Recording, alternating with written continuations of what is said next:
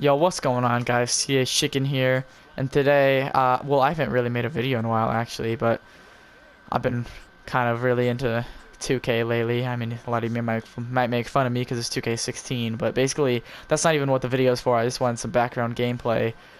I'm talking about my top 10 MVP candidates for 2018. Alright, number 10 is going to be Jimmy Butler.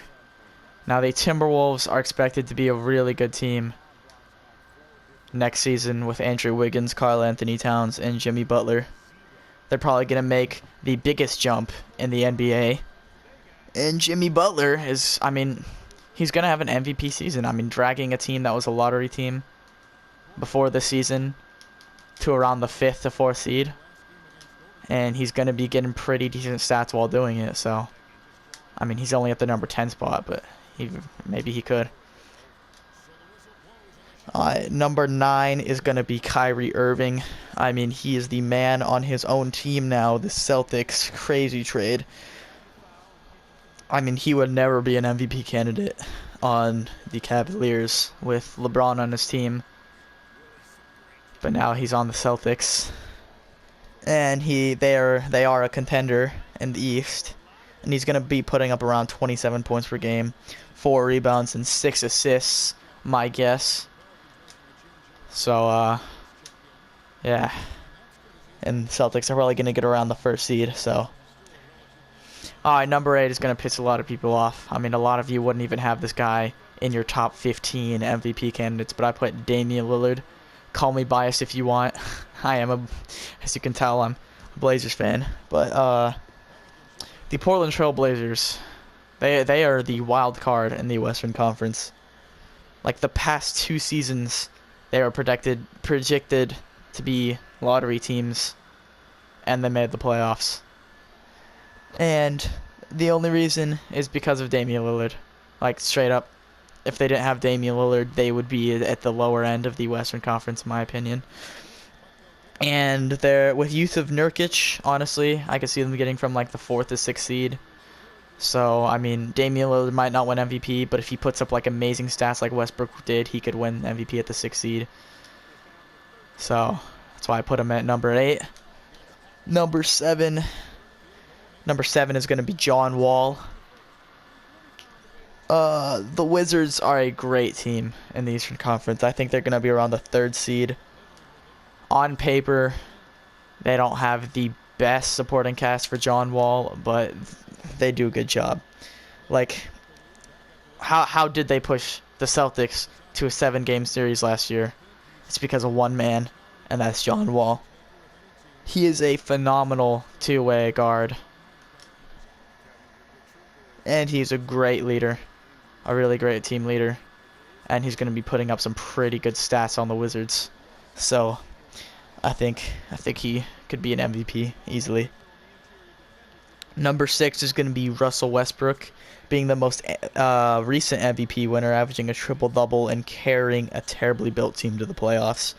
He could possibly win the award again. I mean, we've seen people win back-to-back MVPs many times in the NBA, and he's still going to be the 2nd or 1st, depending on your opinion, best point guard in the NBA, and he's still going to be putting up pretty amazing numbers.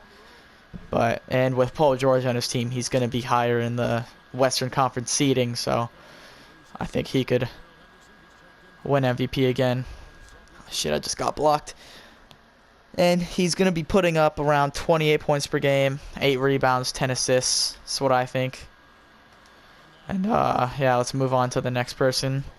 James Harden. You're probably going to get mad that I put James Harden above Westbrook, but the man led his team to the 3rd seed in the West, and that was without any help.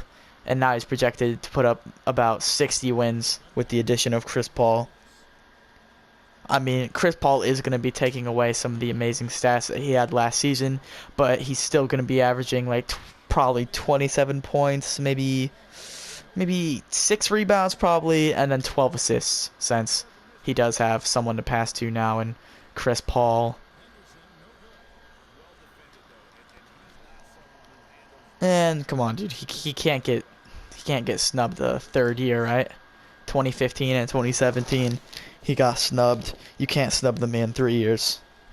All right, number 4. A lot of you are going to agree with this one, I know it. Giannis Antetokounmpo. Giannis is one of the most promising young players I've ever seen, honestly. Last season, he put up about 22 points per game in only his 4th season. So it's no doubt he's a top 10 player in the NBA already. And he's going to get a lot better this season. Almost certain Giannis is a future MVP and future superstar. So, I mean, why not kick off that career now, you know? I mean, he's expected to lead his team to around the 4th seed in the East. 25 points per game, probably 8 rebounds, 6 assists, and he's going to start in the Eastern All-Star game most likely. So, looks like a pretty MVP type season to me. Oh, how did I make that? All right, coming in at number 3. You guys are going to get mad that I put him lower than Kevin Durant, but I put LeBron James at number 3. LeBron has never really been out of the MVP talks. I mean, he's always going to be there until he starts to slow down, so. He's the 2nd greatest player of all time, honestly, and he's on a pretty stacked Cleveland roster. And he's probably going to put up better stats than last year now that Kyrie has been replaced with a weaker Isaiah Thomas. And if he wants to pass up Jordan like he says he's going to, I could see him going for that 5th MVP actually this season. So, all right, moving on to Kevin Durant at number 2. Finals MVP Kevin Durant.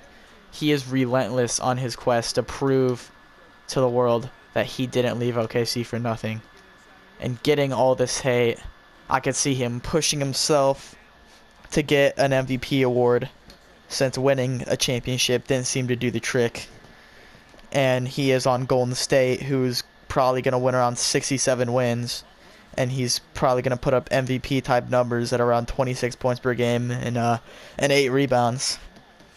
So yeah, if he wants to fix his damaged legacy, I could really see him making a push for that MVP award. Jesus, what the fuck? Alright, sorry about that, guys. We're going to move on to the number 1 spot now. Let's see. Kawhi Leonard, guys. I don't think any of you are going to agree with me putting Kawhi Leonard at number 1. But Kawhi Leonard is obviously the best two-way player in the league. Arguably the best defender in the league. And he's one of the top scorers. And he isn't even in his prime yet. He also led a pretty old, washed-up Spurs team to a phenomenal 61-21 record last season, and is on pace to do it again. While Kawhi was playing in Game 1 of the Western Conference Finals against the Warriors, they were literally his bitch. The Spurs led by 25 points at one point, and they only blew away that lead whenever he got an ankle injury. That shows how valuable Kawhi is to a top 3 team in the NBA. He's also expected to put up monster numbers in the 2018 season, both offensively and defensively, at about 27 points per game, 6 rebounds, 5 assists, 2 steals, and 1 block. Kawhi's going to dominate for years to come, and I think this is going to be the year he shows just how valuable he is to the NBA. I hope you guys enjoyed that video on my opinion of the top 10 MVP candidates, and I'll see y'all later.